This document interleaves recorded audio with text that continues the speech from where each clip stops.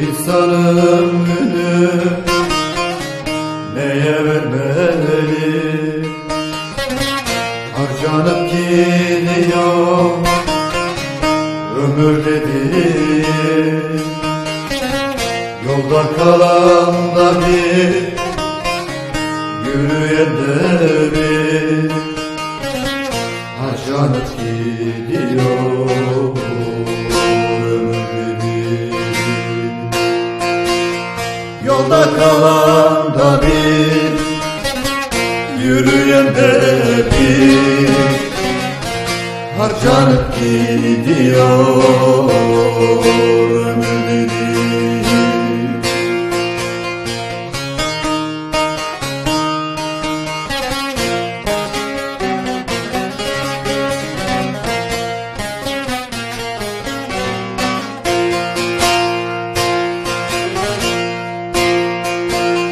Yüreğim ürperir kapı çalınsa,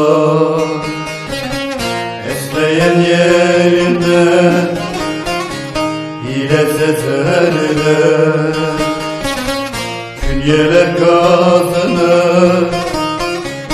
demir sandıkta savurup gidiyor ömür dediğin. Künyeler kazınır demir sandıkta savrulup gidiyor ömür dediğin.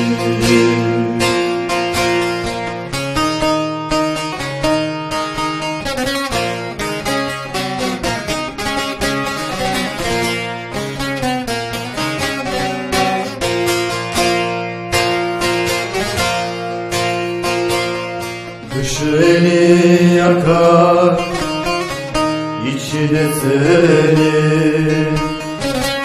sona eklenmeli sözün incesi.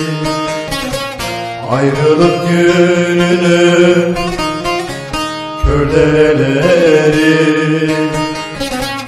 bölünüp gidiyor nehir. Ayrılık gününü kör dereleri bölünüp gidiyor nehir. Ayrılık gününü kör dereleri bölünüp gidiyor.